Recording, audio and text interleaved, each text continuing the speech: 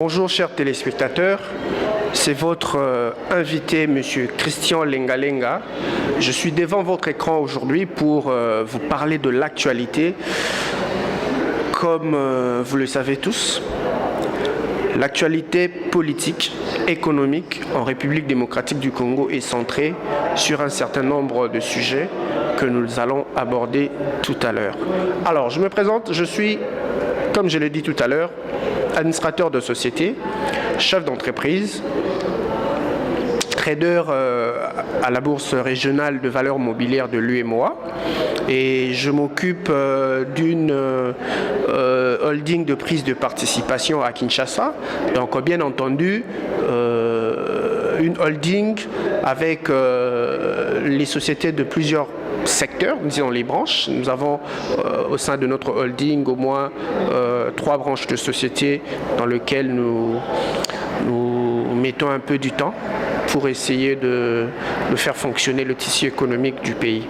Alors, d'emblée, je dirais qu'aujourd'hui, en tant qu'acteur politique, nous avons réellement les yeux rivés sur notre économie nationale, sur notre secteur privé, pour constater réellement les avancées ou les reculs que nous avons sur le plan économique dans le tissu social que nous appelons national.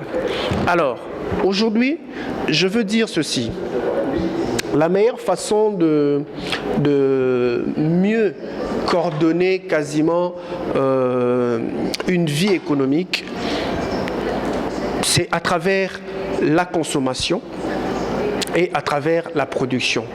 Ces deux facteurs sont réellement les deux leviers qui font que l'économie fonctionne de manière efficace et produire réellement les effets sur les tissus économiques et sociaux du peuple.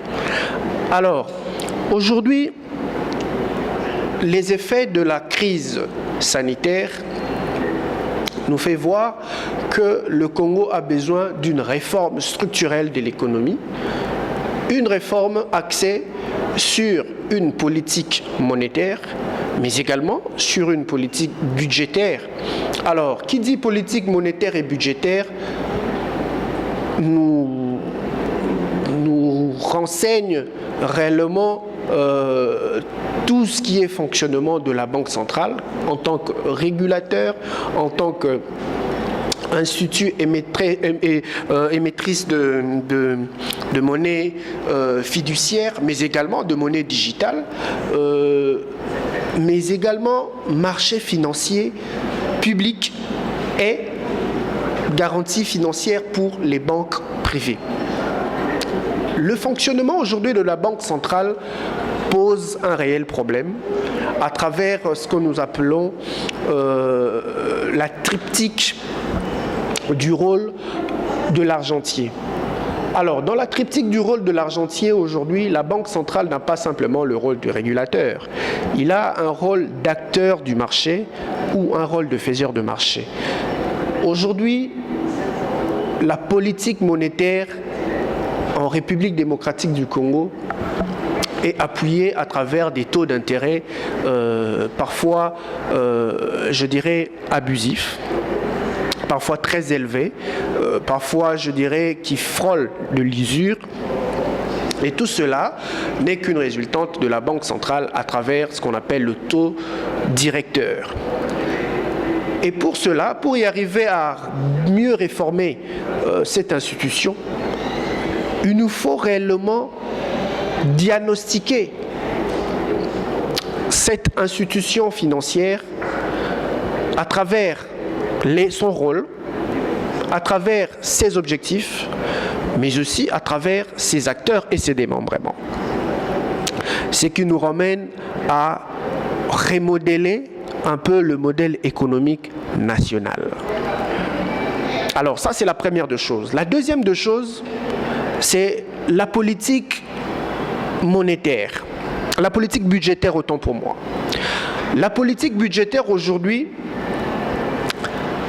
doit nous pousser à réfléchir comment financer, refinancer le développement de la République démocratique du Congo, mais également le service public. C'est ça les plus essentiels, à mon avis, pour donner un meilleur, je dirais, sens à nos vécus ou une meilleure qualité de vie à nos populations. Alors voilà, ce sont des choses aujourd'hui qui méritent réellement une réflexion profonde, bien poussée, pour permettre non seulement à notre secteur privé d'être compétitif, mais aussi participer à, je dirais, à l'accroissement du budget de l'État ou à une collecte, je dirais, réfléchie des ressources financières pour faire fonctionner le pays dans son ensemble. Alors, la deuxième question qui nous a été posée, c'est sur la réforme de la CENI. Alors, concernant la réforme de la CENI, je rappelle à tous nos téléspectateurs qui nous ont suivis dans les émissions précédentes que beaucoup des élus nationaux et locaux nous ont contactés pour savoir un peu le contenu de nos arguments. Aujourd'hui, dans le contenu de nos arguments, comme qui dirait un grand frère, il ne faut pas dévoiler tout ce qui est stratégie politique, parce que bien entendu, je réponds ici de manière personnelle, de manière individuelle, mais j'engage tout un mouvement, bien toute une idéologie politique, des gens qui réfléchissent autour de notre ambition. Alors, concernant cette réforme, aujourd'hui nous avons pensé d'abord à mettre en lumière le mode du scrutin. Il nous faut revenir à un mode de scrutin de 2 tours pour donner réellement une légitimité populaire au futur président élu ou aux prochains dirigeants de ce pays. Pourquoi? Parce que l'élection à un tour nous donne une image d'illégitimité populaire. Pourquoi? Je vais aller simplement avec des chiffres. Sur le plan statistique, la République démocratique du Congo compte 80 millions à 90 millions d'habitants, non, 90 millions d'habitants. Missoupé Balobi, 100 millions d'habitants. Alors, sur les 100 millions d'habitants, figurez-vous que 40 millions de Congolais, des citoyens congolais, constituent l'ensemble du fichier électoral. Donc, c'est-à-dire aujourd'hui, pour aller beaucoup plus simple, nos institutions, de la présidence jusqu'aux élus locaux, ont été votées par un quotient électoral inférieur à la moitié de la population congolaise. Ce qui est normal, les élections ne sont que le reflet des échantillons administratifs. Mais ces échantillons administratifs doivent répondre réellement à un poids légitime de la population. Voilà pourquoi nous conseillons, et du côté de la CENI, d'aller un peu au-delà de ce quotient électoral à travers le fichier, d'enregistrer au moins plus de 40 millions de Congolais dans le fichier électoral. Alors, la deuxième des choses que nous allons demander aussi à la CENI, c'est de mettre un cadre légal qui va permettre à empêcher les candidatures fictives, à réduire le business dans la politique. C'est-à-dire quoi? La législation passée de la CENI nous a parlé du seuil de légitimité. Mais moi, je vois ce seuil de légitimité un peu au-delà. Je veux que nous ayons quasiment ce qu'on appelle un seuil de légitimité de moins 1% ou bien de 0,8% pour permettre à un candidat de se prévaloir d'une légitimité populaire de sa base. Et voilà ce qui va empêcher aujourd'hui les candidatures fictives. Alors, pour ce faire, il nous faut aujourd'hui inclure ou mettre à la lumière de la nouvelle législation, ou à travers la réforme prochaine, un système de parrainage de candidats à travers parfois des signatures ou des numéros des cartes d'électeurs qui va permettre à un candidat de prendre le temps de descendre dans sa base et de collecter le nombre de signatures possibles demandées par la CENI pour se prévaloir d'une certaine légitimité aller à la conquête du pouvoir, que ce soit le pouvoir législatif ou les pouvoirs je dirais au niveau local ou au niveau national. Voilà, ce sont les réformes que nous appelons de nos voeux. Aussi,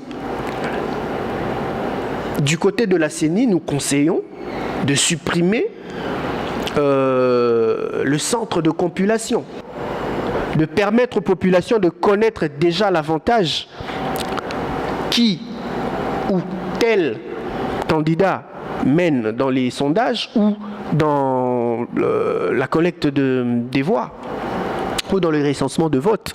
Et tout ça, je crois que ça va permettre une forme de transparence aussi. Hein, ça nous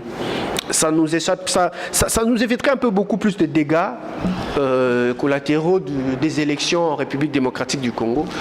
Ces dégâts n'ont jamais été, je dirais, profiteurs de l'avancée du pays. Ces dégâts nous a toujours retardé de quelques semaines pour bien démarrer une gouvernance à travers des manifestations après les élections, à travers des boycotts, à travers parfois des candidats malheureux qui passent toute une année à réclamer une victoire, parfois fictive, une victoire parfois virtuelle, une victoire parfois hypothétique. Donc tout ça, ça permet aujourd'hui à notre CENI de retrouver une confiance perdue au sein de la population.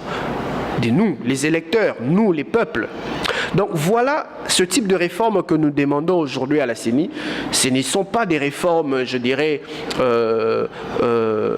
maquillées ou bien des réformes taillées sur mesure ou des réformes, je dirais, cosmétiques, mais des réformes réellement profondes. Mais il y a une dernière réforme aussi à retenir du côté de la CENI, c'est de baisser le montant de caution de candidats. Le pouvoir d'achat du Congolais, d'abord, est très faible aujourd'hui. Ce sont des questions qui s'imposent. Le financement de la démocratie est tellement important. Alors, pour chuter, je dirais, concernant la question du retour du candidat malheureux aux élections de 2018, par rapport à toutes ces déclarations, je dirais, moi, en temps personnel, en temps réel, je dirais qu'il y a eu des ratés dans la communication, tout comme il y a eu parfois du déjà vu. Il faut retenir que notre peuple, notre population est parfois sympathique, est parfois curieux, mais il a besoin d'un message. Et à la lumière de tout ce que nous avons vu, personnellement, je n'ai pas vu un message qui m'a accroché. Parfois, j'ai vu des ratés en parlant du Mali au Congo. Le Mali et le Congo n'ont pas les mêmes réalités.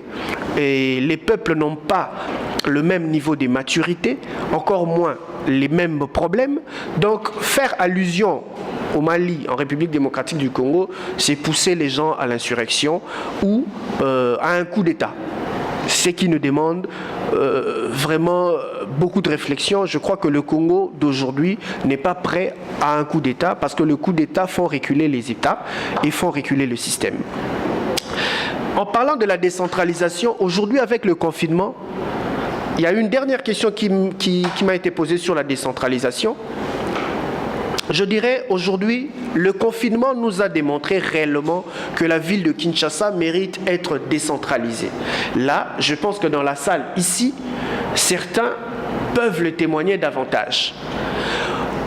Il y a certaines personnes ou personnalités politiques qui sont dans le même mouvement que moi, que nous, soutiennent l'idée de la décentralisation de la ville de Kinshasa, de 24 communes à plusieurs communes. Pourquoi ne pas faire de nos districts Lukunga, Mohamba, Tchangu et autres Funa des villes en tant que telles, des villes autonomes avec des centres commerciaux actifs sur le plan commercial pour nous empêcher ou nous éviter ce que nous avons connu avec ce confinement de 3 mois ou de 90 jours de non-activité à travers toute la commune de la Gombe. Alors voyez-vous qu'aujourd'hui, pour donner les moyens au gouverneur de bien mener son action publique, il faut aller dans le sens de la décentralisation, aller dans le sens non seulement de la décentralisation administrative, mais une décentralisation financière et une décentralisation fiscale. Et voilà, ce sont des questions aujourd'hui qui posent réellement problème, comme un goulot d'étranglement dans la gouvernance locale de la ville-province de Kinshasa. Moi, quand je regarde parfois les autorités provinciales de la ville de Kinshasa, j'ai parfois pitié. Ils n'ont pas les moyens pour l'assainissement, encore moins pour l'électricité et l'eau potable ou l'éducation ou la santé publique. Donc voilà aujourd'hui le sens même de l'action publique où la territorialisation de l'action publique passe par la décentralisation de la ville comme la ville de Kinshasa pour une meilleure qualité de vie ou une amélioration de la gouvernance locale. Donc voilà, je dis et je vous remercie.